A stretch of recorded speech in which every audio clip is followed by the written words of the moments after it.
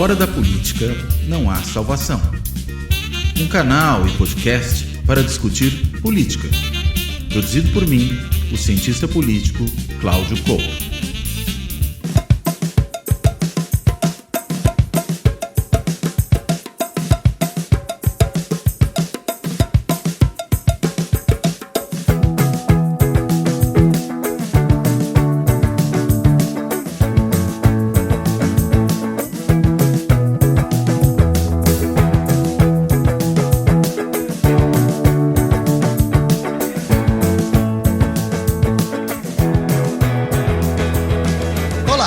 Este Fora da Política não há salvação vai tratar das eleições municipais de 2024, ou mais precisamente do primeiro turno das eleições municipais de 2024. A gente está falando aqui na sexta-feira seguinte às eleições, do primeiro turno no Brasil inteiro, as eleições municipais, e já temos aí os resultados todos, já tínhamos, aliás, logo depois, porque com o nosso sistema de votação eletrônica e apuração, a gente rapidinho já sabe quem ganhou, quem perdeu, onde ganhou, onde perdeu, quantos partidos levaram num lugar, quantos partidos levaram no outro, quantos vereadores e prefeitos cada partido elegeu e assim por diante.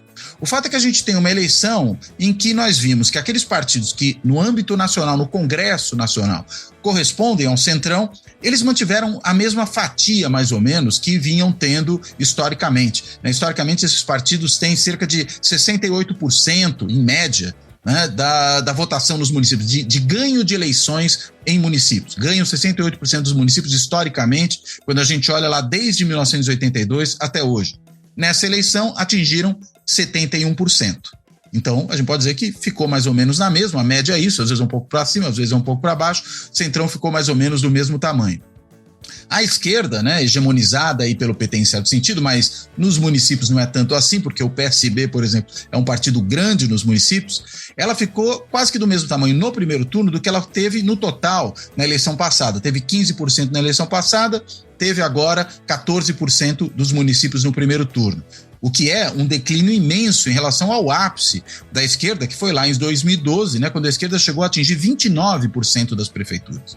Só que o ponto houve em 2016, ano do impeachment da Dilma, ano do ápice da Lava Jato, ano da recessão econômica profunda causada pela política econômica do governo Dilma, tudo isso acabou levando a uma debacle do PT naquele ano. O PT perdeu 60% das suas prefeituras e dos seus vereadores naquele ano. Alguns prefeitos já tinham saído antes, outros não se reelegeram, outros não conseguiram fazer o sucessor. O fato é, 2016 foi um ano apocalíptico para o PT nas eleições municipais e de lá para cá, a gente pode dizer que a esquerda como um todo não se recuperou.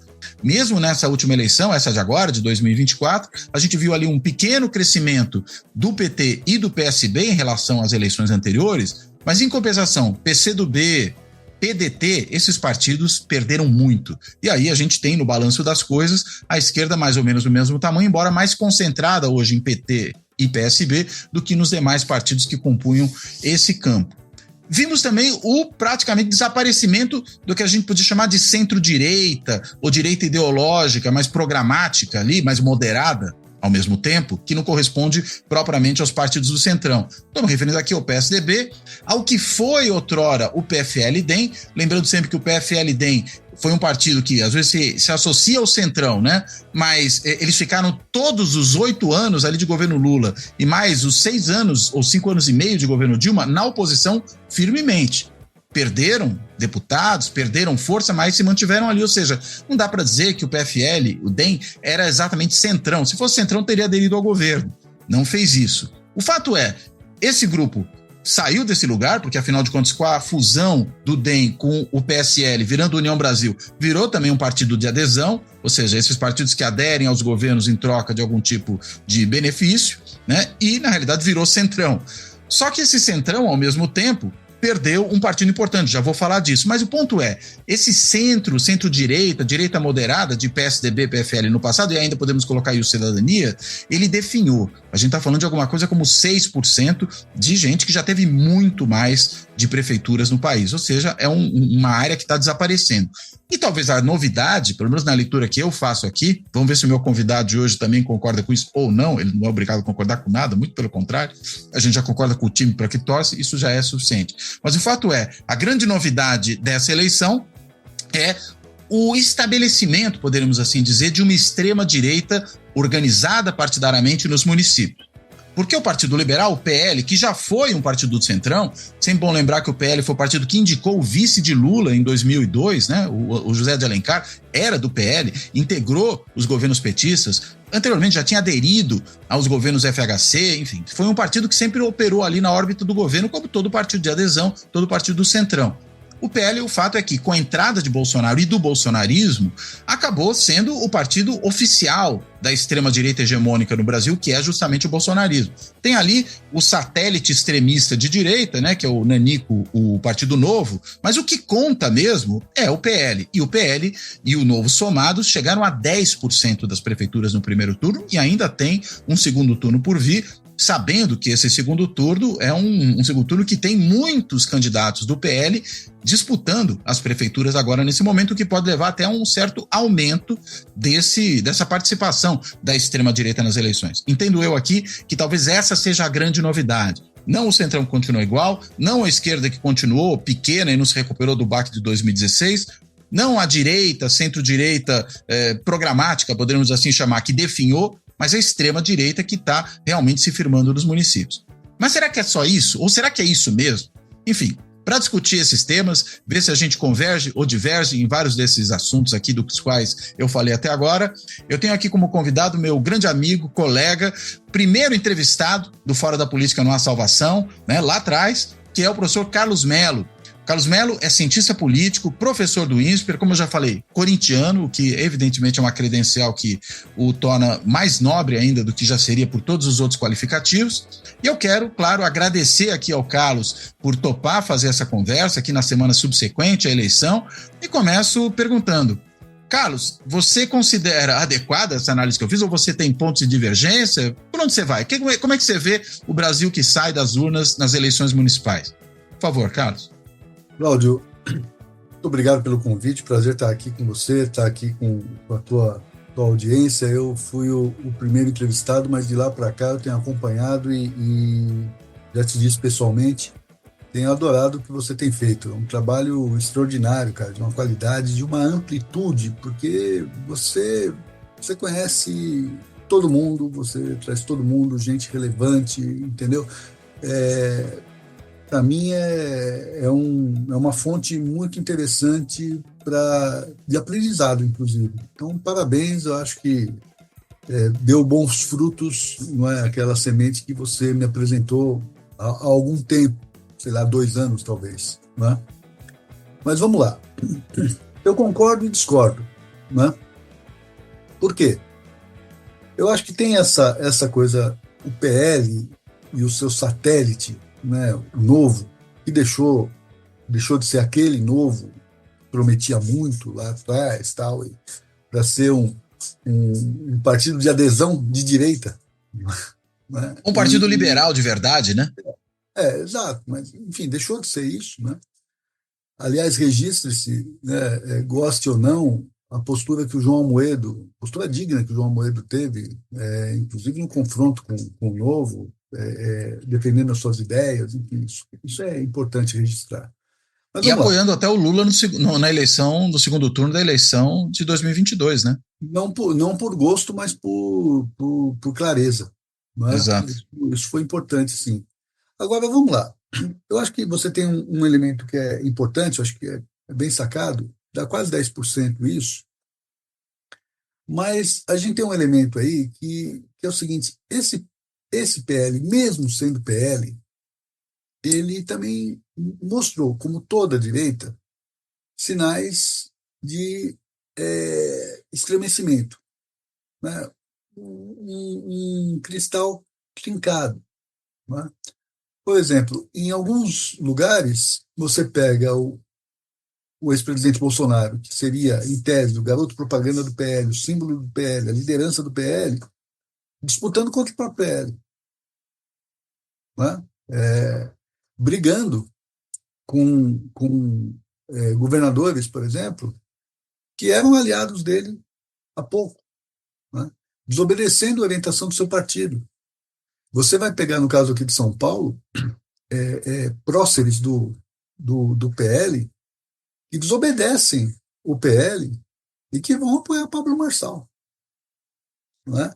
Então, quando você olha numericamente, você tem total razão, mas a nossa geração, Cláudia, ela é treinada para olhar também a contradição interna, né, para voltar para nossas velhas categorias, né?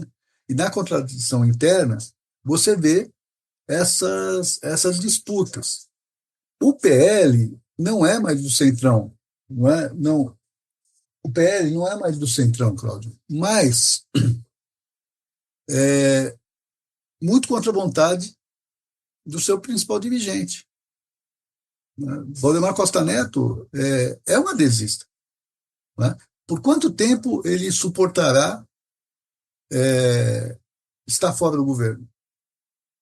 O DNA do Valdemar Costa Neto não é esse. Você fez uma referência que eu achei muito interessante ao ex-PFL, ao ex-DEM, né? que encarou todos os custos de ser oposição, de sair daquela coisa nababesca que eles tiveram durante os dois governos Fernando Henrique, para ir para a oposição e lá ficaram, né? Por 14 anos. Né? Não é o caso do PL. Então há uma contradição aí que a gente tem que considerar. Hoje, Valdemar Costa Neto navega de braçada no fundo partidário e no fundo eleitoral.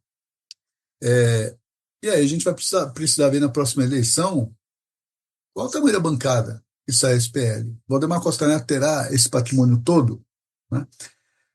Vamos lembrar que o sucesso do PL, ele precisa ser relativizado, porque o PL, como esse partido da extrema-direita, do Bolsonaro, ele não existia na última eleição.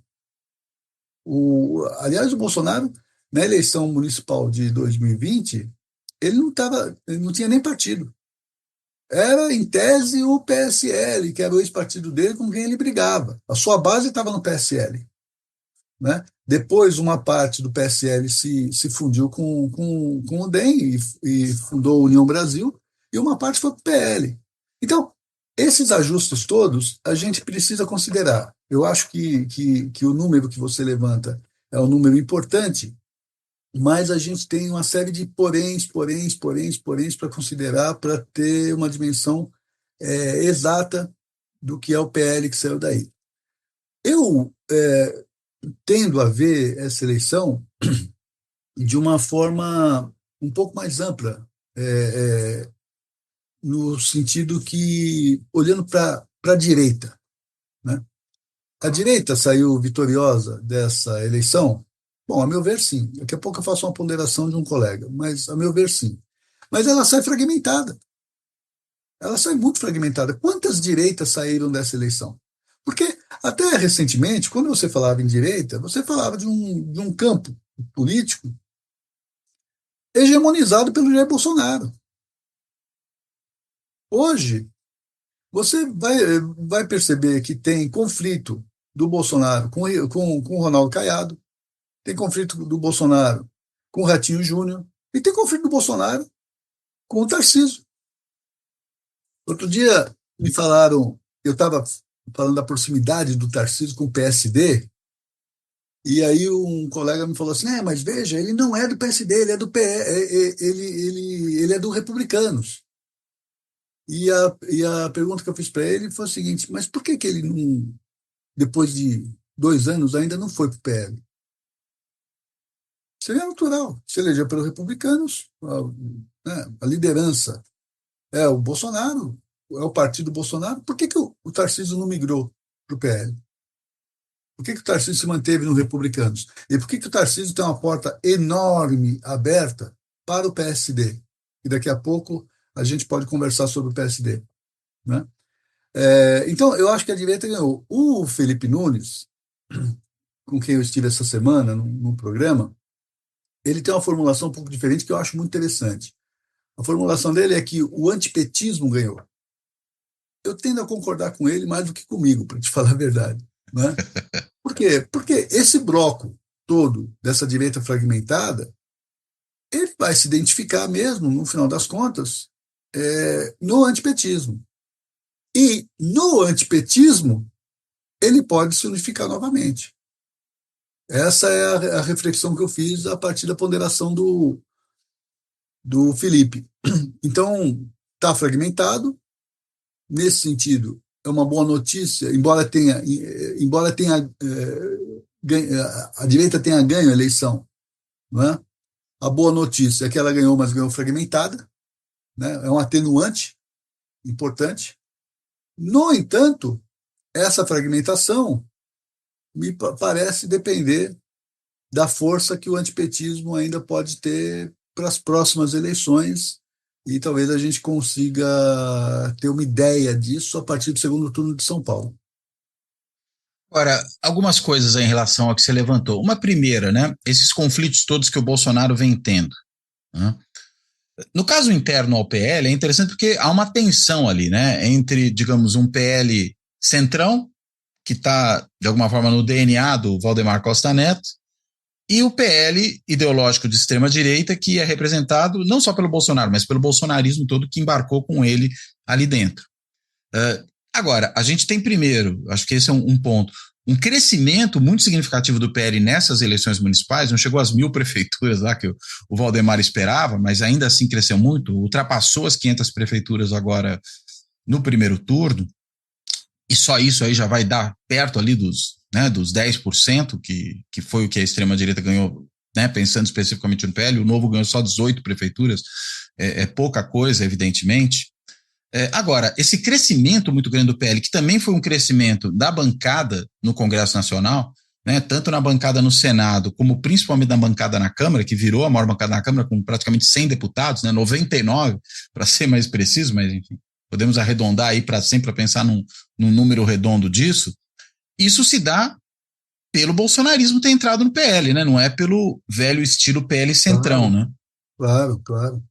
Mas é interessante que também, nesse aspecto, a gente olhar para o que essa eleição demonstrou do próprio bolsonarismo. No outro dia, eu vi, não sei se foi uma mensagem que nós trocamos, ou eu vi você falando em algum lugar, que eu achei bastante apropriado, você dizendo que o bolsonarismo perdeu para o bolsonarismo em vários sentidos, né? Uhum. Eu acho que o Bolsonaro perdeu para o bolsonarismo. Né? Por quê? Porque, olha, o Bolsonaro, os Bolsonaros ficaram em alguns lugares paralisados, né? É, é, na verdade, talvez boquiabertos até com a dinâmica da política. Eles viram, por exemplo, a, a, os filhos da fúria, né? O antissistema, a antipolítica e tudo mais,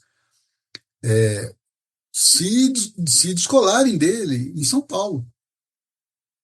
E o Bolsonaro é interessante como ele, no primeiro momento, ele pareceu reagir, depois ele recuou, né? Rapidinho, se recolheu. Aliás, vamos lembrar, o Pablo Marçal chamou o Carlos Bolsonaro de retardado.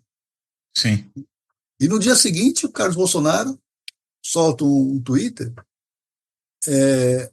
dizendo que não, conversamos com o Marçal, tal, quase que pedindo água, quase que capitulando, né? E no E final ele agora o ainda Marçal quer uma retratação, né? Inclusive. é, pois é, Cobriu a, cobriu a aposta, né? Cobriu a oferta. pois é. E no final o Carlos Bolsonaro, no seu estilo inconfundível, ainda diz que, né, o importante é que nós temos os mesmos anseios, né, com C. Né? Mas, enfim, isso é maldade pura.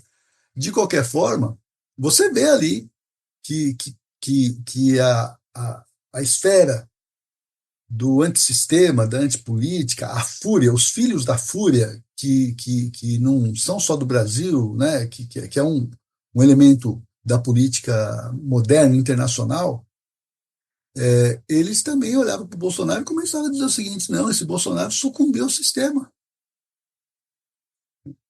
E veja, o Pablo Marçal, que hoje vocaliza esse setor, não é que o Pablo Marçal é o líder, ele não inventou esse setor, é uma bobagem quando a gente acha que Bolsonaro e Pablo Marçal são é, é, lideranças, formuladores, tal. Eles, na verdade, são aglutinadores, né, Perfeito. do mal-estar, né, difuso na sociedade, no interregno da revolução digital, do mundo, da transição do mundo analógico, onde nós nascemos, para o mundo digital, onde estão os nossos filhos. Né? Eles são vocais disso. Agora, acontece que esse sentimento de fúria olhou para o Bolsonaro e falou assim: não, cara, você já sucumbiu. Né? E é interessante que depois da eleição, de sacanagem, os caras foram nas redes sociais do Bolsonaro e falaram assim: agora eu vou votar no Bolo só de raiva. Né? Não acredito que façam isso. Né? Mas, de qualquer forma, você vê uma rebelião ali. Uma provocação que tem a ver com essa Provocação. insatisfação, né? E isso que você lembrou, o Marçal exigindo retratação. Né? E a entrevista do Carlos Bolsonaro, dada, não sei se é a Folha ou se é o UOL, acho que é a Folha, fazendo mimimi, né, com mimimi em relação ao Tarcísio. Não, mas o voto não é do Tarcísio, o voto é do meu pai, é o meu pai, tal, tal, né? Quer dizer, aquilo para quem acompanha, como nós acompanhamos, e os nossos ouvintes aqui, né, acompanham a política, isso é um suprassumo, né? É delicioso acompanhar isso, não pelo sarcasmo, mas por ver mesmo forças políticas em contradição, disputando os espaços internos, tal. E nós sabemos, Cláudio, até por conta da origem de esquerda que nós tivemos, que o pior inimigo é o inimigo interno. Né? O pior inimigo é o inimigo interno. Onde que a disputa se dá mesmo? Né? Não é de um campo para o outro campo. Porque aí já houve muita decantação da disputa política. É no campo, é no próprio campo, é a disputa para ver quem é que comanda aquele setor político. E é isso que está acontecendo.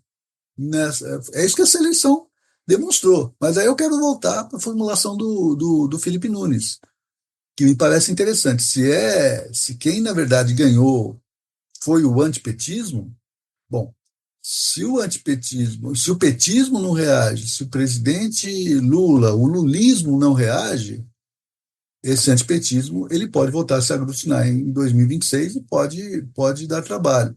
Eu acho, ou eu quero achar, que também não vai ser tão fácil assim. Porque hoje o petismo e o lulismo eles têm um elemento que não tiveram em 2022, que é a máquina. E nós sabemos que a máquina conta. Né? Primeiro, esse é outro traço dessa eleição. A reeleição foi feita para reeleger. Nós já sabíamos disso. Mas essa eleição deixou claro. Mas já estava claro, Cláudio, em 2022, quando você vê o Jair Bolsonaro, depois do governo que fez, depois da pandemia, depois quase ganhar a eleição. Usando a máquina de uma forma descomunal, né, que, aliás, não houve reação da sociedade, não houve reação de instituições que ainda estavam independentes ali, porque não eram todas, a Procuradoria-Geral da União, da República, ela era naquele momento, envolvida pelo próprio bolsonarismo, mas não reagiu, e mesmo a imprensa, mesmo que, meio que deu de barato, que aquilo era normal. O que se fez, por exemplo, com relação ao empréstimo consignado na Caixa Econômica Federal, foi um absurdo em termos de uso da máquina, em termos de patrimonialismo. Né? Bom, será que abriu a porteira? Porque quem vai estar com a máquina em 2026 é o lulismo, é o petismo. Então, talvez, em virtude É um certo disso, ponto, né? até Porque um com esse certo. controle que o Congresso hoje tem sobre o orçamento e sobre a Sim, própria agenda, é mais complicado do que foi no passado, né? é complicado, mas você tem o controle de programas como o Bolsa Família, você tem Uhum. controle de bancos oficiais, né? Você tem controle de BNDES. Quer dizer, o Congresso, e eu acho isso um problema sério que a sociedade vai ter que resolver, que é Quem controla, quem executa é o executivo, pô. Sabe? Voltamos ao normal, né? Quem executa é o executivo. A sociedade vai ter que resolver isso. Mas não dá para dizer que esse orçamento secreto, que também está expresso nessa eleição municipal, as emendas funcionaram, né? O coronelismo, emenda e voto, né, atual, ele teve efeito nas eleições municipais, mas voltando para o nosso assunto aqui, mesmo com isso tudo, o executivo ainda detém uma máquina esplendorosa, né? É, superintendências de INSS aqui e acolá, enfim, é uma máquina esplendorosa. Então, precisamos ver como que o antipetismo vai conseguir fazer frente ao governismo, que sempre é um ator muito relevante na política brasileira, né? Mas isso é uma coisa para a gente ir observando daqui até 26, porque bola de cristal nós sabemos que a gente não tem. Uma outra coisa interessante, né? A gente está falando dos conflitos internos ao bolsonarismo. Primeiro eu coloquei aquela questão né, da tensão interna ao PL entre o fisiologismo e essa posição mais ideológica radical aí que o bolsonarismo expressa. Agora tem um outro dado que você levantou aí, né? Dos conflitos do Bolsonaro até com muitas das suas crias, né? E você falou do conflito interno, que é sempre um elemento importante. E isso para pensar na fragmentação, mas não, eu não estou pensando na fragmentação da direita pragmática, mais tradicional, representada pelo Centrão. Eu estou pensando, que chama Centrão, mas a gente sabe que é direita, na realidade. Eu estou falando aí dessa extrema-direita. Dá para esperar outra coisa, né, do bolsonarismo particularmente, do Bolsonaro e sua família em particular, que não seja criação de conflito com todos aqueles que o cercam? Se a gente pegar o histórico, né, do governo Bolsonaro, inclusive, é uma autofagia constante, né? Basta ver quantos ali foram ficando pelo caminho, né? General Santos Cruz, Bebiano, delegado Valdir, Paulo Marinho. Paulo Marinho, Joyce Hasselmann, Alexandre Frota, mesmo os 3 comandantes das Forças Armadas que foram expelidos para serem substituídos por outros mais confiáveis, e por aí vai, né? Dá para fazer uma lista muito longa, né? O porta-voz presidencial, né? Um outro militar que também foi posto para fora, ou seja, o que não falta ali é autofagia e conflito, né? Não é de se esperar que isso seja a tônica, ou seja, que é um tipo de movimento político. Eu estou chamando de movimento porque acho que é isso que o caracteriza mais até do que a questão partidária, né? Ele está num partido, alojado num partido, mas é um movimento, né? Antes de mais nada. Dá para esperar outra coisa de um movimento dessa característica? Bom, você coloca é real, é verdadeiro, mas eu quero fazer aqui um adendo para a gente construir juntos uma reflexão aqui.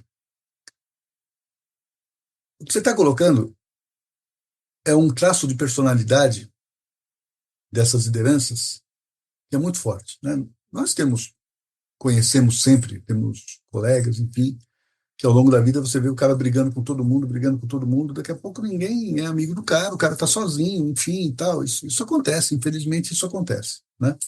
A personalidade do Bolsonaro e dos seus é exatamente essa. Então, o que que unifica, que aglutina em torno deles? É a expectativa de poder. É o poder ou a expectativa de poder. Enquanto houver expectativa de poder, esse espalha-brasa que eles fazem, né? Essa briga constante de perder aliados constantemente que eles fazem, ela é mitigada, porque afinal de contas os caras têm expectativa de poder, então o cara que foi jogado para fora, ele volta, dado o magnetismo que o poder sempre tem, ou que a expectativa de poder tem. Mas à medida que a expectativa se dissipa, né, que ela não é expectativa para 26, por exemplo, né, e que em 26 pode resultar de um outro quadro, e aí não ser expectativa para 2030, então a tendência é esses caras irem ficando sozinhos. né? Ali com a sua igreja, né? Monta lá uma, uma nova igreja, fica ali. No entanto, o Cláudio, a fúria, né, antipolítica, anti-Estado, antidemocracia, né, o mal-estar, né, desses tempos modernos, tal, isso continua. E talvez outro passe a vocalizar esse mal-estar. Havia muita expectativa se o Pablo Marçal exerceria esse papel, né? Porque ele mesmo se colocou no cenário nacional, ao arrepio dos interesses do Bolsonaro. Eu acho que o Pablo Marçal talvez seja difícil, porque ele vai.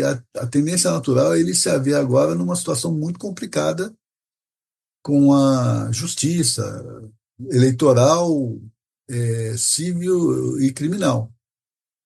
Né? Eu dou Ele como líquido e tentou. certo que ele vai perder os direitos políticos. E vai Pois ficar é. 8 anos fora desse jogo. E aí a questão é: quem é que vai vocalizar essa fúria? Porque, cara, há um setor, existe, está ali, ó, a oferta existe, né, desses radicais. E eles estão demandando, não é um líder, mas alguém que os represente, na máxima radicalidade. Na máxima radicalidade, no máximo histrionismo, não é? Não importa se é um canastrão, né, mas que represente, que vá para o teatro da política representar essa fúria. Eu acho que esse espaço fique em aberto, fique em aberto. Mas a questão é que o bolsonarismo, de alguma forma, por ter subsumido, né, ao sistema, isso é verdade, cara. Ele se descolou dessa fúria. Para dar cola novamente, para aglutinar novamente, eu acho só se não houver mesmo alternativa. Né? É, quero fazer aqui uma divagação. Quando a gente fala de direita, extrema-direita, nós que temos mais de 50 anos e vivemos em São Paulo, a gente lembra do malufismo. Né? A radicalidade do malufismo, né? Violência. Né? Lembramos do caso da freguesia do Ó, os malufistas bateram gente do movimento dos professores, enfim e tal. E o malufismo foi muito forte em São Paulo, até o ocaso do malufismo, que foi o Celso Pitta. Então a gente entendeu que o malufismo morreu ali. Não morreu, o malufismo estava lá. Ele tentou se agarrar no PSDB. Você qualificou o PSDB agora há pouco aí de um partido de centro-direita. O PSDB ele começa como centro-esquerda. Sim. O Ele governo muda, Fernando né? Henrique, o governo Fernando Henrique é um governo de centro-esquerda. O que acontece? Figuras como Geraldo Alckmin, José Serra, Aécio Neves percebem que há um campo ali radical de direita pedindo um líder. Pedindo E aí, representação, né? Como você uma falou agora há pouco. exatamente, a representação. E aí eles passam a vocalizar. Quando você vê, por exemplo, José Serra criticar o aborto, por exemplo, você fala, porra, isso não tem nada a ver com Serra. Nem politicamente, nem mentalmente, nem pessoalmente, não tem nada a ver, mas ele foi obrigado a fazer isso. Né? Por quê? Porque havia um mercado de votos a ser tomado. Né? Então, quando não aparece um líder legítimo, aí esse próprio mercado ele vai se ajustando a quem estiver mais próximo a ele. Mas se algum agente político vocalizar essa radicalidade e conseguir estabelecer a máxima representação, aí se consolida ali uma força política com um representante muito forte, que foi o caso do Pablo Marçal. Agora, se não houver um Pablo Marçal radical, se não tem tu, vai sem tu mesmo, né? Quer dizer, aí Uhum. a possibilidade é se aproximar novamente de Bolsonaro e sua família. Mas eu acho que eles saem bastante machucados dessa eleição, mesmo que eles tenham conseguido efeitos importantes, como os 30% no Rio de Janeiro, e colocar no segundo turno alguns candidatos contra o próprio governador. que era aliado deles. Mesmo assim, eu acho que eles saem das urnas pior do que entraram. É mesmo? Você acha que o bolsonarismo sai pior do que entrou? Cara, pelo seguinte, porque ele entra com aquela expectativa de que ele é uno, Ah, sim, entendeu? você está falando do ponto de vista dessa capacidade de ter unidade, né? Exatamente, exatamente. Do ponto de vista da Uhum. unidade, do ponto de vista eleitoral, é, A minha dúvida do é ponto só de vista esse é um eleitoral, movimento que algum momento teve unidade. Eu acho que ele tem por característica ser fragmentário internamente, né? ele tem por característica, mas o poder aglutina. Sim, estando fora é mais Estando complicado. fora, você Mas tem, está você em tem governos locais agora, né? E eles têm um projeto, né? Eu estou pensando numa entrevista que o Flávio Bolsonaro deu essa semana, em que ele fala muito claramente que o objetivo deles é conquistar um grande número de senadores para fazer impeachment de ministro do Supremo. é, Que se eles conseguirem ter ali 54 senadores, que é gente pra caramba, evidentemente, e aí não seriam só, talvez, os bolsonaristas, né, estrito senso, mas seriam também outros que poderiam a eles se juntar, aí eles começariam a fazer ministro supremo, que é aí o prenúncio de uma crise institucional, né, porque se agora você faz impeachment do Supremo porque você discorda do papel que o judiciário exerce, que é esse papel contra-majoritário, né, e que é esse papel de defender a Constituição contra transgressões, ainda que a gente tenha que reconhecer, evidentemente, que frequentemente o judiciário, e particularmente o Supremo Tribunal Federal, extrapolam, mas sair aí atrás de cassação de ministro supremo é um negócio de uma gravidade imensa, né? esse é o projeto, né? É, eu também tenho um projeto todo ano de perder 10 quilos, entendeu? Se Nem, vai nem, conseguir é outra história, né? Mas o nem que eu estou sempre falando isso. eles têm uma radicalidade que permanece ali, Tem, né? tem, mas vamos lá. Vamos pensar, e é claro que, evidentemente, é especulação, mas o nosso papel aqui é legal é pensar mesmo. Depois a gente vai acompanhando a conjuntura para ver se as nossas expectativas se realizam ou não, e a gente vai fazendo Uhum. ajuste. É assim que funciona.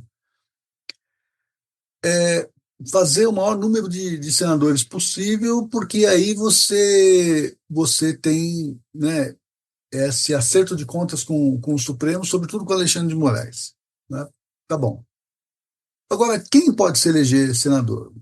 Aqui em São Paulo, você pode ter um cara como o Derrite, né, que de fato, é cria do bolsonarismo.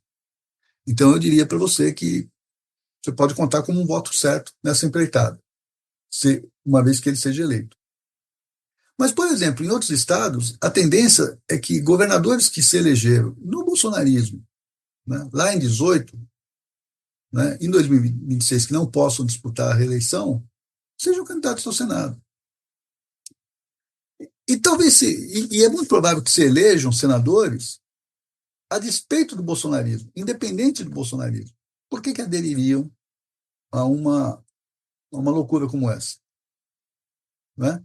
Então, uma coisa é o seguinte: eu acho que liga um alerta para a sociedade democrática. A disputa eleitoral para o Senado em 2026 ela é muito importante. Né? Eu acho que os setores democráticos precisam ter juízo e fazerem coligações para o Senado que sejam efetivas, que consigam disputar o poder, porque é isso que está em jogo. Agora, o que a gente vai ver é se o bolsonarismo, estrito sensu, consegue fazer senadores deles, entendeu? Que vote com eles, né? Não que esteja com eles apenas taticamente, que é o caso do Rogério Marinho, senador, se não me engano, do Rio Grande do Norte, que vem lá do PSDB, tá? Hoje é o líder da oposição, dos mais radicais no Senado, mas o Rogério Marinho ele está com o Bolsonaro por conta da expectativa de poder, por conta de questões muito locais e muito conjunturais. Lá na frente, um cara como o Rogério Marinho tem sempre a possibilidade da independência. Eu Né? acredito mais no Ciro Nogueira do que no Rogério Marinho nesse caso. A impressão que eu tenho é que o Rogério Marinho se radicalizou mesmo. Eu falei do Rogério Marinho porque o nome que me ocorreu. Né? Sim. O Ciro Nogueira talvez seja um exemplo melhor, Ciro Nogueira, aliás, dizem, né, que eu tenho amigos que têm relação com o Ciro Nogueira, e falam assim: Ciro, você precisa conversar com o Lula. Ele fala assim: eu não. Eu amo aquele homem, se eu conversar com ele, eu me rendo. Entendeu? Então, então eu não vejo um cara como o Ciro Nogueira, o Arthur Lira, né, que pode ser senador Sim. em 26, esses caras simplesmente indo para o enfrentamento com o Supremo porque o bolsonarismo quer. Né? Agora, vai depender muito da conjuntura, do clima que se estabelecer até lá. O fato é que o, o governo Lula e o PT precisam urgentemente ampliar-se, entendeu? Porque um fato que tem que se considerar é que o PT se confinou a um gueto, mesmo estando no governo. Né? As disposições da direção do PT, ao longo desses 2 anos, nunca foram de ampliação. Né? Já em 2018, na campanha do Haddad, você lembra que o Haddad fazia sinais para ampliar e a presidente do PT recolhia. Chegou a dizer até que o Haddad, quando o Haddad foi escolhido, que ele passaria por um estágio probatório para ver se seria o candidato ou não. Né? Então, uma concepção partidária sempre muito estreita. O PT tende a mudar de liderança agora, de direção agora. Né? Alguns petistas dizem que é necessário mudar de direção e mudar de concepção de política. O presidente Lula, ele hoje é um agente político muito mais fechado do que foi no passado. Muito menos disposição para construir alianças do que no passado. Né? O Lula talvez ele tenha esquecido o revés que ele teve logo de cara no primeiro mandato dele, quando ele resolveu que o PMDB não estaria no governo dele. Né? O resultado foi ter que recorrer ao mensalão e o resto é história. Então, o governo vai ter que perceber que não tem a tal da hegemonia na sociedade, entendeu? E vai ter que fazer composições mesmo, porque você tem um campo na política que a gente pode até chamar de direita, mas ele é adesista, como você sempre realça, entendeu? Que vai precisar ser atraído. Né? A gente pode não gostar, mas política, não, gostar ou não gostar, é absolutamente irrelevante. Na verdade, você trabalha com o que você tem de realidade em mãos. Né? É a ética da responsabilidade, não a ética da convicção. Né? Vai ter que fazer uma reforma ministerial, vai ter que olhar, né, com muita atenção para o caso da presidência da Câmara, né, que está sobre a mesa já, para poder planejar os próximos 2 anos a eleição do Lula, que, ainda que tenha o suporte do governismo, da máquina, né, vai precisar também fazer política buscando ampliar. Né? Não, o Zé Dirceu, no outro dia, usava uma expressão aqui do Nelson Rodrigues, né? Apanhou igual uma ratazana grávida, né? Porque disse que o governo do Lula não era um governo de esquerda, é um governo de centro-direita, né? Ou de direita, uma coisa assim, de centro-direita. Aí apanhou e teve que recuar. Mas acontece o seguinte: as condições políticas hoje não permitem um governo dos sonhos da esquerda. As condições políticas exigem composição. Né?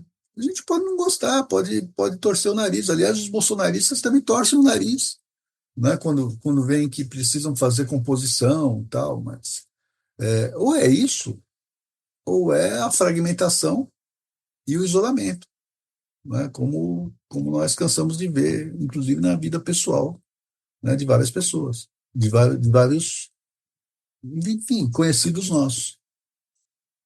Agora, uma coisa que você falou, até quando você mencionou aí a discussão que você teve com o Felipe Nunes, que é essa da fragmentação dessa direita que saiu vitoriosa. Você está se referindo especificamente a essa direita, a extrema-direita bolsonarista, ou você está pensando no Centrão, né? Nesses partidos que correspondem ao Centrão, que tiveram aí grandes conquistas, o PSD à frente de todos eles, até tomando do MDB aquele lugar, né, de grande partido dos municípios.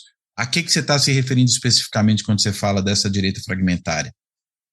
Olha, isso tem no bolsonarismo e na direita como um todo, né? Vamos olhar para o bolsonarismo, né? Essa eleição, ela vai mostrar a, a divisão interna do bolsonarismo. Então, você tem um campo que ele é bolsonarista estrito sensu, né, que vem lá do líder sindical Jair Bolsonaro, deputado, defendendo os interesses das Forças Armadas, os interesses de setores armamentistas, os interesses, enfim, né, de uma direita que passa ali por relações, inclusive, com milícias, enfim, você tem isso, certo? Mas você tem essa direita radical, antissistema, os filhos da fúria, como eu estou chamando, né? Quando eu falo filhos da fúria, eu faço uma remissão mental aqui a um filmaço, Cláudio. Quem não assistiu tem que sair correndo assistir, que é Um Dia de Fúria, né? Lá do Michael Douglas, no começo dos anos 90. Enfim, os filhos da fúria que não querem composição, que são radicais, são antissistema e que enxergam o Bolsonaro hoje como um, um integrado, né? Usar lá parte da expressão do Humberto Eco, né? Não é mais apocalíptico, agora ele é integrado, né? E você tem um outro setor, que eu acho que incorretamente algumas pessoas disseram que é o bolsonarismo moderado, né? Uma contradição em termos, isso não existe, ou é bolsonarista ou é moderado, mas um campo da direita que estava com o Bolsonaro, que não é extremista, mas estava na conta do Bolsonaro porque se elegeu com o Bolsonaro. São caras como o Tarcísio, são caras como o Ratinho, né? que também se descolaram. E aí tem um fenômeno interessante, que é o próprio fenômeno das igrejas neopentecostais. As igrejas também se dividiram, né? Você tem o Malafaia fazendo uma guerra contra o Marçal e, e enchendo o Bolsonaro de bordoada, né?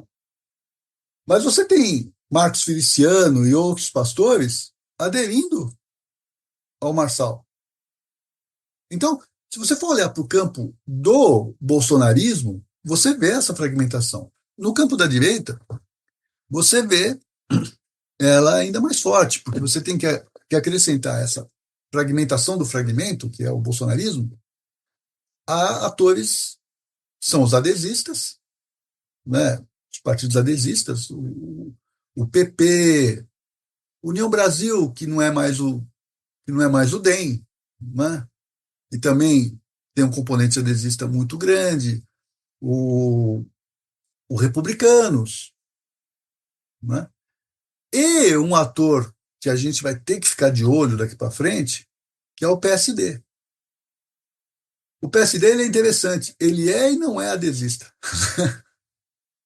Não é? Eu acho que ele Ele consegue ser é e não adesista em é. todos os lugares, né? Ele consegue ser Ou ele é adesista adesista ao em todos os governo Lula, lugares. consegue ser adesista ao governo Tarcísio, consegue ser É, adesista ao Paz, quer dizer, o Paz é do PSD, mas enfim. sim, sim. Então, mas veja, mas você pega a bancada do PSD, ela mesma ela vai se dividir de acordo com os interesses ali regionais.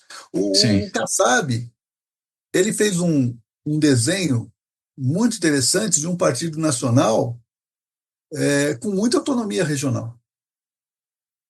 De certa forma, o MDB já era assim. Ainda que o MDB tenha tido um sucesso nas urnas municipais muito grande, e não é de se estranhar, porque o MDB é o grande partido municipal há muito tempo, né? O Kassab está assumindo, o Kassab, o PSD está assumindo o espaço daquele partido que o Sérgio Abranches falava do partido pivotal, Hum. né? O Kassab está substituindo o MDB nesse aspecto. O Kassab tem pretensões de substituir o PSDB do ponto de vista programático, né? Daquele liberal, social-liberalismo, né? Que o PSDB teve num determinado momento. O Kassab tem atraído quadros no Estado que são qualificados, e o Kassab, veja, a tendência é eleger o Fuad Noam em Belo Horizonte, porque agora é todo mundo contra o bolsonarismo ali. Sim. Elegeu o Nunes, perdão, o Paes, e se associou ao Nunes numa eleição. Então, as 3 cidades, mais Curitiba, né? Você Aí pode já dá um ter. losango, né? Sim, mas veja, olha em 26. 26 você pode ter, na órbita do PSD, São Paulo, com Tarcísio, no Republicanos ou no PSD, né? Mas um cara ali muito próximo do Kassab. O Eduardo Paes no Rio de Janeiro, o Rodrigo Pacheco em Minas Gerais. Então, o PSD pode sair Ou o das urnas, Silveira, né? Que também está ou pleiteando essa Silveira, posição, né? o Silveira, exatamente. O PSD pode sair das urnas do jeito que saiu o PSDB em 1994, cara. Você lembra? Mário Muito Covas, grande, Marcelo né? Alencar. Hã? Muito grande mesmo, conquistando vários estados importantes. José Marcelo, Richa, Marcelo, Alen- Marcelo Alencar, Mário Covas, José Richa e Eduardo Azeredo. Azevedo. Né? Olha, né? Então, Mas você vê que isso não é garantia de futuro, né? não é garantia de futuro, mas Vejam garantia que de. a que ponto o PSDB chegou agora, né? Pois é, pois é. O PSDB é um caso extraordinário de suicídio político, né, ao longo do tempo. Mas você pode não ter uma garantia de Acho um que nem a longo. Argentina decaiu tanto. Sim, exatamente. Essa é ótima. Essa é ótima. É, é, é, essa é uma puta sacanagem ótima.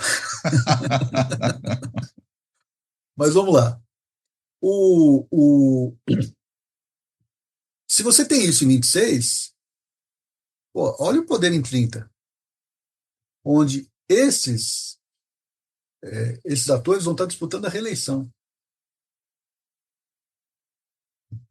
O Tarcísio não vai estar disputando a reeleição, não. Né? Você imagina, o que se diz por aí, eu não sei o quanto isso é real, mas, enfim, o que se diz por aí é que a intenção do Kassab é, é que o Tarcísio concorra à reeleição. Aliás, ele diz isso em entrevistas essa semana. É muito jovem e tal. Claro, ele tem um vice hoje, ele substitui o vice-governador, né? E pouca gente sabe o nome, por ele mesmo. Tarcísio sai em 30, Kassab é candidato à reeleição. E o Tarcísio é candidato à presidência da República. Olha o tamanho do projeto. Claro, ninguém tem bola de cristal, a política é uma coisa extraordinária, e os fatos novos, eles existem às mancheias, etc. Nada disso pode ocorrer. Mas esse desenho eleitoral é importante. Então, voltando para a sua questão, o que se fragmentou? Você tem o bolsonarismo que se fragmentou da forma como eu mencionei aqui, e você tem uma direita, adesista ou não, tem projetos muito interessantes também, cara, que ali vai chegar uma hora que o Centrão vai querer ter o seu presidente da República, entendeu? Não tenha dúvida disso. Basta. Tem, já teve, né, de certa maneira, com o Temer. O Temer, aliás, o Temer era o primo inter pares, né, do baixo clero, Exato. entendeu? O Temer foi o cara que levou o baixo clero ao alto clero, né? E aí todo mundo virou baixo clero no Congresso. né? Eu achei que Acabou. você ia falar do Severino Cavalcante, que esse era um dileto Não, representante, mas né? esse continuou sendo baixo clero. O baixo clero continua existindo com o Severino Cavalcante, tanto que ele não se sustenta. O Temer, ele. Porque quem era o Temer? O Temer era o primo inter pares, né, da voracidade fisiológica ali no Ah, sim, Congresso. isso, quanto a isso, nenhuma dúvida. Ele era o representante orgânico desse grupo. Exatamente. Por isso que ele era o presidente do MDB, o presidente da Câmara, Perfeito. enfim, né? É isso. É o anti-Ulisses, que É era que, o que é foi que eu só presidente. não o classificaria como baixo clero, né? Porque nesse Não, contexto ele é não, uma não, liderança não é, importante, né? não é ele. Mas ele, quando ele vai para o governo, o baixo clero, que sempre o acompanhou, Claro. sendo ele baixo clero, ele se eleva, Ah, sim, tudo bem. entendeu? Ele Ele se leva todo eleva. mundo junto. E é interessante que o governo dele é um desastre para o alto clero que havia antes. Porque Gedel Vieira Lima, Jucá, aquela turma do MDB que tinha muito poder, muita influência, todos sucumbiram. De uma forma ou de outra, sucumbiram. Né? O Eliseu Padilha morreu, o Wellington Moreira Franco ficou fora do governo, fora da política. Mas isso tudo é o preço do Temer ter ido para o governo e ter feito um governo que muita gente, alguns dos nossos colegas dizem, foi um governo extraordinário, porque olha como ele conduziu bem o processo. Ele conduziu bem o processo porque ele fez um reloading, ele mandou todo mundo do PT embora, redistribuiu os cargos, ainda tinha, era uma época que ainda tinha muito orçamento na mão, e aí ele aprovou a reforma trabalhista. Não conseguiu aprovar a reforma tributária, começou a reforma da Previdência, porque começou a se Previdenciária. enrolar. Começou a se enrolar. E aí o cara termina o governo, eu vou chutar aqui, mas com alguma coisa perto de 7% de aprovação, cara. É isso mesmo. O Alckmin pagou um preço extraordinário por carregar o governo Temer nas costas na sucessão. Olha o tamanho que o Alckmin ficou por conta do desgaste do centro, daquele centro, Uhum. né, que desapareceu e abriu espaço para o Bolsonaro em Até 18. porque o PSDB embarcou em peso, né, no governo Temer. Sim, sim, pagou o preço, Sim. embarcou em peso nas manifestações de 2013, no impeachment e depois no governo Temer. Né? E veja, né, o Aécio pedindo a recontagem de votos em 14. Sim. Só para sacanear o PT, vai dizer ele depois. Né? A alegria do palhaço é ver o circo pegar fogo, como se diz. Né? Mas quem vai pagar esse preço vai ser o Alckmin, em 18. Então, esse centro, ele, ele, ele desaparece, ele evapora com a debacle do governo Temer. E aí a direita cresce. Os partidos adesistas, que eram chamados de centro, por fisiológicos, eles também aderem à direita. Né? Porque aí o centro.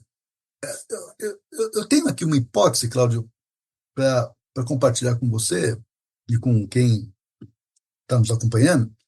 É o seguinte: antes você tinha um, uma, uma perspectiva política que era o seguinte: o centro era dominante, de alguma forma. A direita ou a esquerda, para ganhar eleições, tinha que convergir para o centro, tinha que procurar, de alguma forma, o tal do eleitor mediano. Né? No caso do Brasil e em outros lugares do mundo, esse centro ruiu. Ele ruiu. Então, é, então essa convergência que a esquerda e a direita fazia para o centro, não tem mais. É o chamado centro que vai fazer uma convergência à direita, que vai fazer uma inflexão à direita, ou vai fazer uma inflexão à esquerda, porque ele deixou de ser um centro político, programático, ele passou a ser um centro eminentemente fisiológico. Então, é um centro móvel. Ele desafia a geometria, porque é um centro que se move para os lados. Ele sai do centro. Né? Ele deixa de ser centro, porque o jogo dele é um jogo de adesão. Agora, aquele centro que formava O centro nervoso do sistema, pelo menos no Brasil, me parece que ele desapareceu. Essa é uma hipótese que me passa pela cabeça, que eu, eu tenho conversado com algumas pessoas e estou compartilhando agora contigo. Não sei, é uma coisa para a gente poder pensar de alguma forma, quem sabe até escrever alguma coisa juntos, mas enfim, eu acho que essa é uma hipótese, a gente especular bastante em torno dela e verificar, E a fazer algum teste esquerda? de verificação. Hã? E a esquerda? Saiu arrebentada desse processo? A esquerda tem um problema muito, muito sério, é, porque se cobra da esquerda sempre uma, uma perspectiva de futuro. A direita conservadora não se cobra perspectiva de futuro, pelo contrário, o que se cobra é uma utopia regressiva, né? Voltar atrás, é aquilo que o Bauman chamou de retropia, né? Sabe? No passado está a felicidade. Make America Great Again, né? Uhum. Make Brasil Great Again. Usava os Bolsonaros no bonezinho, né? Eu sempre faço uma brincadeira que eu não entendo por que em inglês e por que again, né? Mas deixa para lá. Mas então, da direita, a utopia pode ser regressiva. A esquerda, não. A esquerda, a utopia sempre tem que ser progressiva.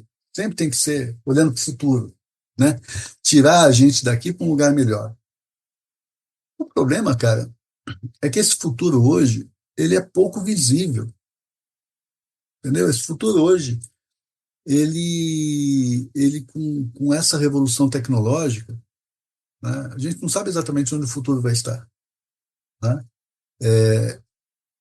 O esforço hoje é fazer um diagnóstico do que está ocorrendo nesse momento em termos de transformação, em termos de mudança, né? Mudanças profundas, entendendo o presente, construindo um diagnóstico comum para construir consensos de para onde ir. Isso é muito difícil, cara. Entendeu? Isso é muito difícil.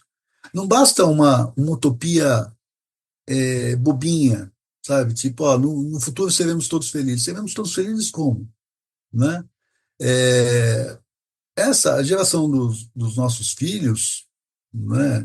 E dos nossos sobrinhos mais velhos e tal, provavelmente estão nas primeiras gerações que tendem a ter menor mobilidade social do que os seus pais.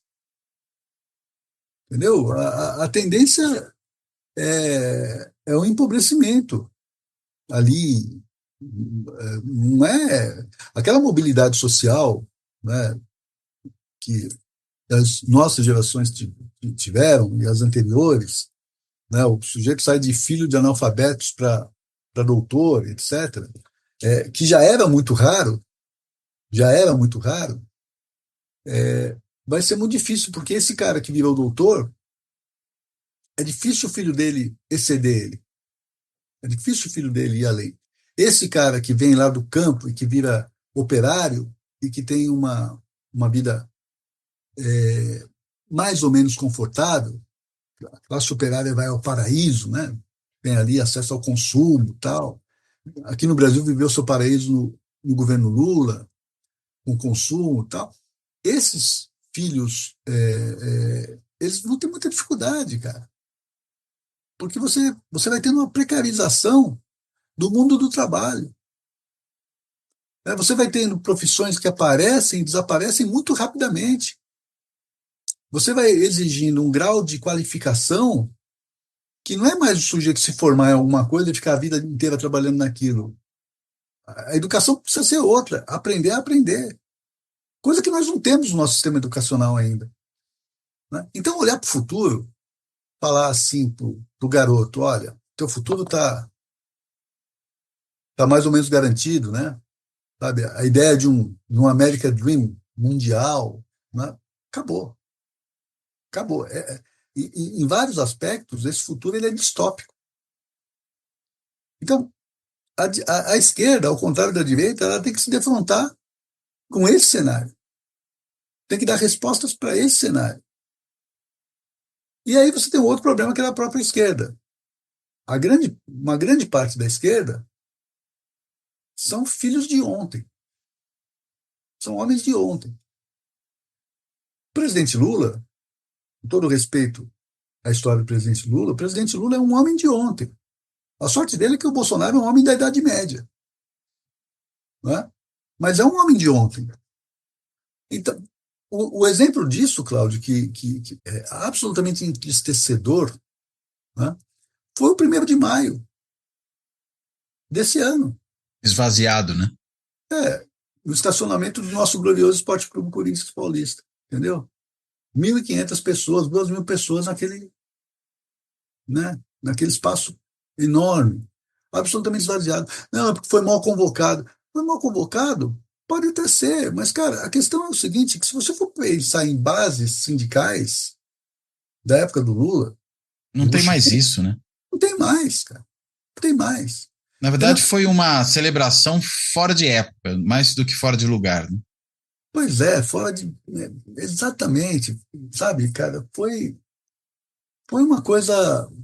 é, Cara, para quem acompanhou a trajetória, a história desses anos todos, para quem se formou no pós Segunda Guerra, não é? no, no, no, no New Deal do Roosevelt enfim, no estado de bem-estar social e tal, aquela cena, ela é terrível. Mas veja, da esquerda, o que se exige é essa perspectiva de olhar para o futuro.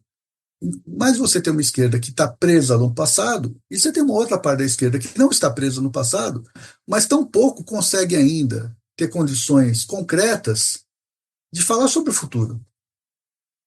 Então, cara, é um desafio muito grande. É uma crise da esquerda que, em certa medida, você pode responsabilizar os seus dirigentes, mas em outra medida não pode, porque é a própria armadilha da história, é o próprio momento da história. É aquilo que o Gramsci chamou de um interregno. No interregno é muito difícil. Vamos lembrar, Cláudio, que essa transformação que a gente está vivendo do mundo analógico para o mundo digital, ela é parecida com a transformação que se deu do século XIX para o século XX, né, onde a terra perdia valor, o mundo agrário perdia valor, e a máquina, a indústria, tal, ganhava um valor desgraçado. Tal. Foi quando o Gramsci falou do interregno, que resultou em 2 grandes guerras mundiais, que pariu o nazismo, que pariu o fascismo. Né? O Mussolini e Hitler, eles são resultados do mal-estar, né, do desemprego, né, nas ruas de Milão, na Itália, um pouco antes, e de Munique, na Alemanha, onde eles acabaram vocalizando esse mal-estar. Né? Então, é um momento muito, muito delicado, muito difícil de se olhar para o futuro.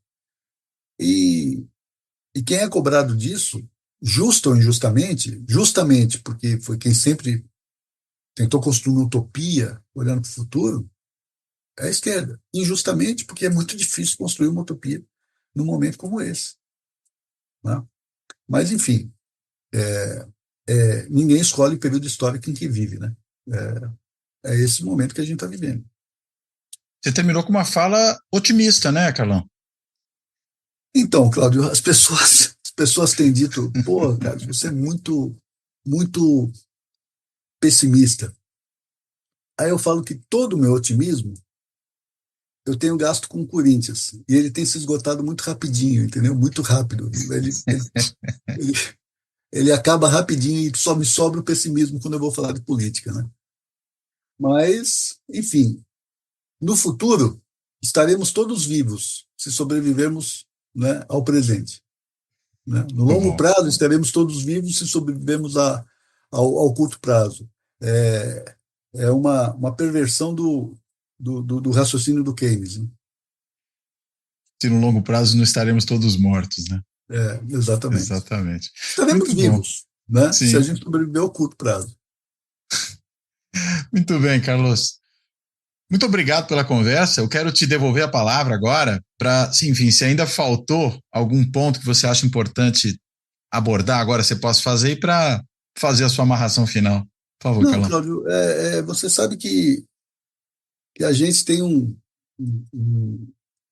problema de fabricação, né? A gente tem um botãozinho aqui que a gente aperta, sai falando, né?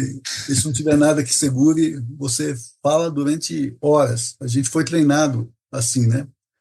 A sala de aula impôs esse desafio para a gente, né? Não pela nossa qualificação, mas pelo silêncio dos nossos alunos, né?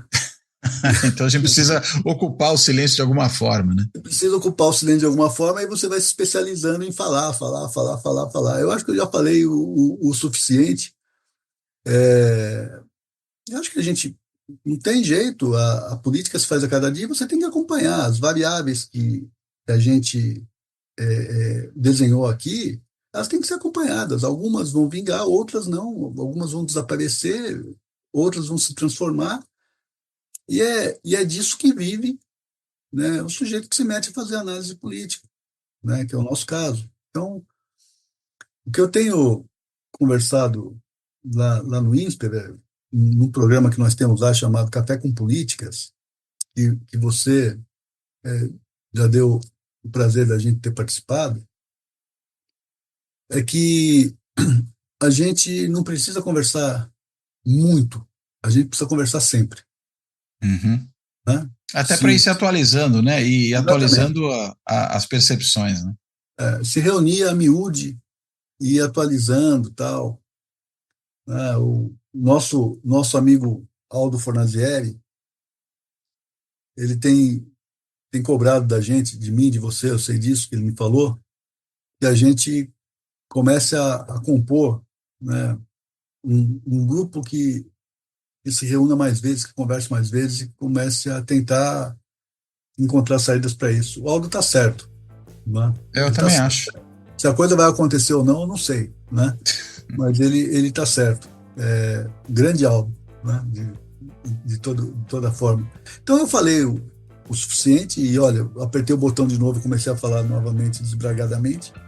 Mas eu quero encerrar te agradecendo ao convite. Eu me sinto muito honrado de ter sido o primeiro e de agora voltar a participar, porque eu acho o Fora da Política Não Há Salvação uma puta de uma sacada, sabe, absolutamente conveniente, muito, muito, muito importante e ele só tem essa importância, essa conveniência, porque ele é conduzido por você. A abertura que você fez aqui desse nosso programa é absolutamente brilhante e ela retrata a tua qualidade, entendeu? Então, eu quero terminar aqui fazendo uma declaração de amor a você, tá bom? Que nem o Ciro Nogueira ao Lula, evidentemente. Exatamente. Muito bom. Legal, Carlão. Muito obrigado pela ótima conversa, como sempre, né? Como a miúde costuma ser. Enfim, e eu vou fechando aqui. Além de agradecer ao Carlos, eu quero terminar agradecendo a todo mundo que tem acompanhado o Fora da Política Não Há Salvação, seja no canal do YouTube, seja nos podcasts, né? O podcast está disponível em mais de 20 plataformas de áudio para quem quiser escolher. E quero, claro, também agradecer a todo mundo que tem contribuído com o projeto do canal, né? Seja naquela forma mais singela ali, que é o botãozinho do Valeu Demais no YouTube, que é aquele botão que tem um coraçãozinho, fica embaixo do vídeo, que permite que a pessoa faça uma contribuição pontual aí para o projeto do canal, seja por meio de uma forma mais continuada, que é se inscrevendo no canal e aí se participando dele como membro do clube dos canais do YouTube no Fora da Política Não Há Salvação, seja ainda de forma similar, fazendo uma assinatura simbólica do Fora da Política Não Há Salvação no site de financiamento coletivo benfeitoria.com, e aí basta ir ao site benfeitoria.com e procurar pelo Fora da Política Não Há Salvação, ou se preferir já ir direto, digitando benfeitoria.com/apoio Fora da Política Não Há Salvação, tudo junto. ou ainda até pela forma mais usual ultimamente, que é fazer um Pix. E o Pix do Fora da Política Não Há Salvação é também um e-mail de contato para quem quiser escrever, que é contato@foradapolítica-não-há-salvação.info. Vou repetir aqui, contato@foradapolítica-não-há-salvação.info. Bem, então, de tudo isso, eu reforço aqui meu agradecimento ao Carlos, me despeço dele, me despeço de todo mundo. Até a próxima.